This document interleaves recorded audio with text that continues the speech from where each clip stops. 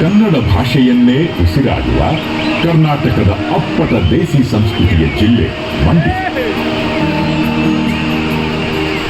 ಜಲಪಾತದ ಸೊಬಗು ವೈಭವವನ್ನು ಆನಂದಿಸಲು ಬಂದಿರುವ ಎಲ್ಲ ಪ್ರವಾಸಿಗರಿಗೆ ಸ್ವಾಗತ ಸುಸ್ವಾಗತ. ಸಕ್ಕರೆ ಜಿಲ್ಲೆ ಮಂಡ್ಯದ ಜೀವನದಿಯಾಗಿರುವ ಕಾವೇರಿ ಮೈದುಂಬಿ ಹರಿದಾಗಲೆಲ್ಲ ಜೀವಂತಿಕೆಯನ್ನು ಪಡೆದುಕೊಳ್ಳುವ ಜಲಪಾತ ಗಗನಚುಕ್ಕಿ. ಜಿಲ್ಲೆಗೆ ಪ್ರವಾಸೋದ್ಯಮದ ನಕ್ಷೆಯಲ್ಲಿ ವಿಭಿನ್ನ ಸ್ಥಾನ ತಂದುಕೊಟ್ಟಿರುವ ಪ್ರಕೃತಿದತ್ತ ತಾಣಗಳಲ್ಲಿ ಒಂದಾಗಿರುವ ತಾಣದಲ್ಲಿ ಜಲಪಾತೋತ್ಸವ ಸಂಭ್ರಮ ಆಚರಿಸಲು ಜಿಲ್ಲೆ ಮತ್ತೊಮ್ಮೆ ಅಣಿಯಾಗುತ್ತಿದೆ. ಭಿನ್ನ ಶೈಲಿ ನಡೆನುಡಿಯಿಂದಾಗಿ ಗಮನ ಸೆಳೆಯುವ ಜಿಲ್ಲೆಯ ವಿಶೇಷತೆಯನ್ನು ಹೆಚ್ಚಿಸಲು ಪ್ರಕೃತಿಯು ವರದಾನವಾಗಿದೆ. ತಾಯಿ ಕಾವೇರಿ ಈ ಜಿಲ್ಲೆಯ ನೆಲದ ಜೀವನದಿ.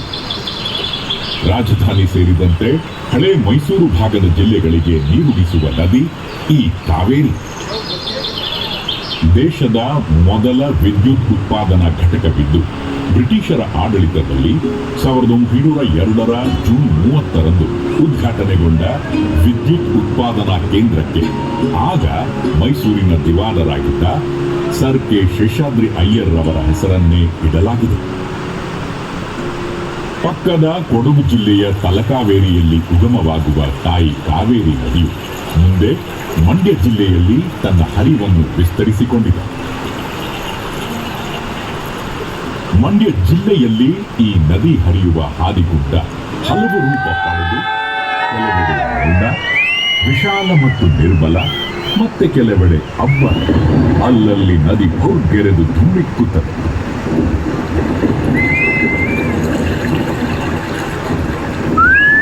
ಈ ಸೊಬಗಿಗೆ ಕಾವೇರಿ ನದಿಯೇ ಸಾಟಿ.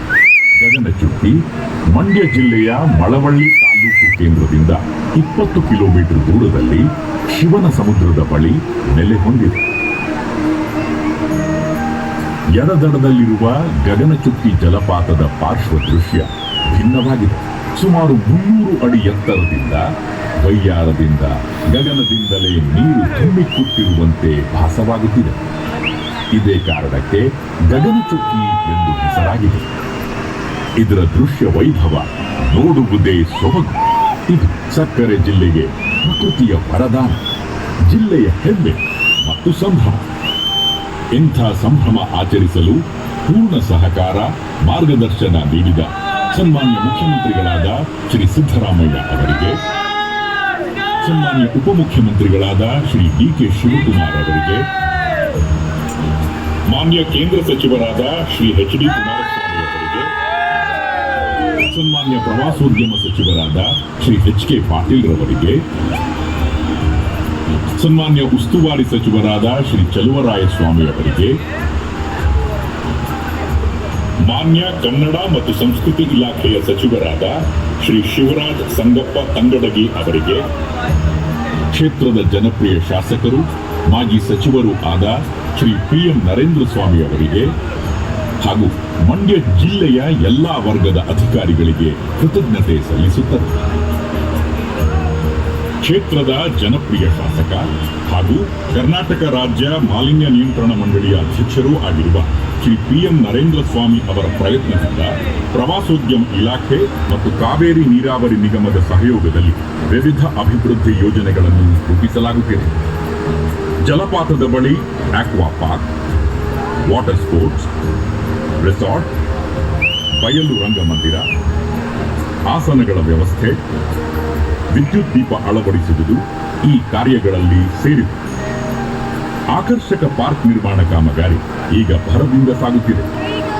ಪ್ರವಾಸಿಗರು ಕುಳಿತು ಜಲಪಾತದ ಸೌಂದರ್ಯ ಆಸ್ವಾದಿಸಲು ಬಯಲು ರಂಗಮಂದಿರ ಮಾದರಿಯಲ್ಲಿ ಆಸನಗಳ ವ್ಯವಸ್ಥೆ ಮಾಡಲಾಗಿದೆ. ಹೊಸದಾಗಿ ಮೆಟ್ಟಿಲುಗಳನ್ನು ನಿರ್ಮಿಸಿ ವಿದ್ಯುತ್ ದೀಪಗಳನ್ನು ಅಳವಡಿಸಲಾಗಿದೆ. ಮುಂದಿನ ಪೀಳಿಗೆಗೂ ಈ ಸುಂದರ ತಾಣವನ್ನು ಸುಂದರವಾಗಿಯೇ ಉಳಿಸಲು ಆದಷ್ಟು ಪ್ರಕೃತಿ ಸ್ನೇಹಿಯಾಗಿಯೇ ವರ್ತಿಸೋಣ. ಪ್ಲಾಸ್ಟಿಕ್ ಬಳಕೆಯನ್ನು ನಿಲ್ಲಿಸಿ ಎಂಬ ಮನವಿಯನ್ನು ಮಂಡ್ಯ ಜಿಲ್ಲಾಡಳಿತ ಈ ಸಂದರ್ಭದಲ್ಲಿ ಎಲ್ಲ ಸಹೃದಯರಿಗೆ ಮಾಡುತ್ತಿದೆ. ಬನ್ನಿ, ರಾಜ್ಯದ ಪ್ರಕೃತಿ ಸಹಜ ಸುಂದರ ತಾಣಗಳಲ್ಲಿ ಒಂದಾಗಿ ಜಿಲ್ಲೆಯ ಹೆಸರನ್ನು ಅಜರಾಮರವಾಗಿ ಉಳಿಸಿರುವ ಗಗನಚುಕ್ಕಿ ಜಲಪಾತದ ದೃಶ್ಯ ವೈಭವವನ್ನು ಅನುಭವಿಸಿ ಆನಂದಿಸಿ.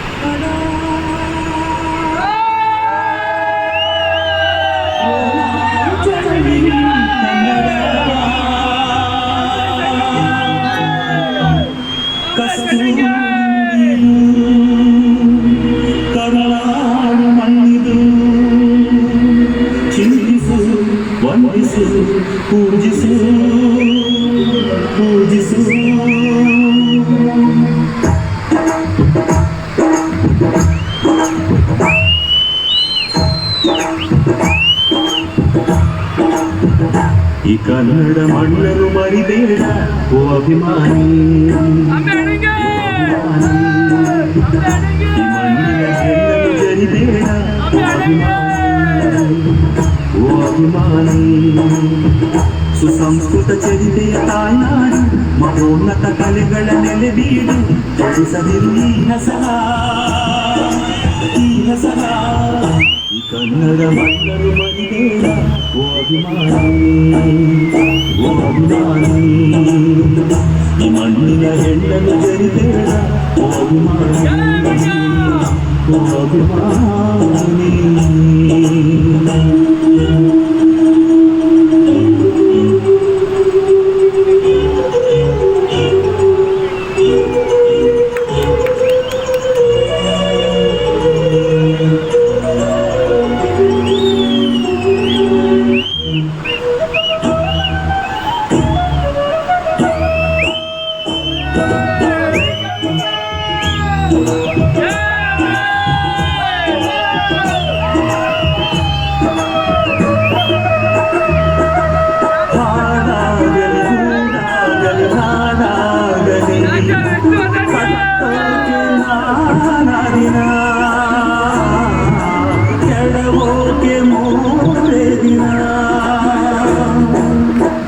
ಹರಸಿದರು ಮುನಿಗಳು, ಗಳಿಸಿದರು ಕಲಿಗಳು, ನೆತ್ತರಲ್ಲಿ ಮೆಚ್ಚಿನ ಈ ಮೆಚ್ಚಿನ ಸಾಮ್ರಾಜ್ಯವ ಹಾಡಿದರು ಕವಿಗಳು, ಕರಗಿದವು ಶಿಲೆಗಳು, ತುಂಬಿದರು ಎದೆಯಲಿ ಸಿರಿಗನ್ನಡ ಅಭಿಮಾನವ. ಕನ್ನಡ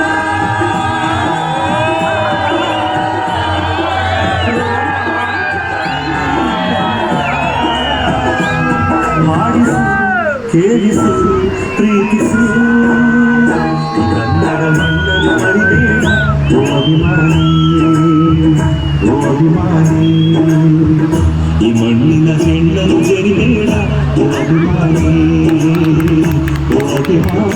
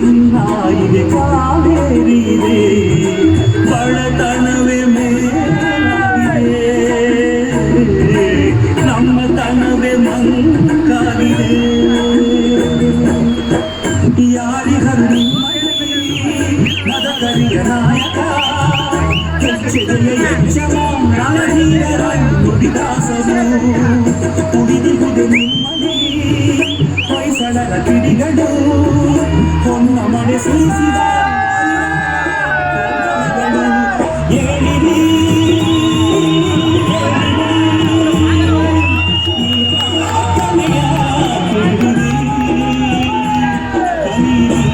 ದುಡಿಯಿರಿ ಉಳಿಸಿರಿ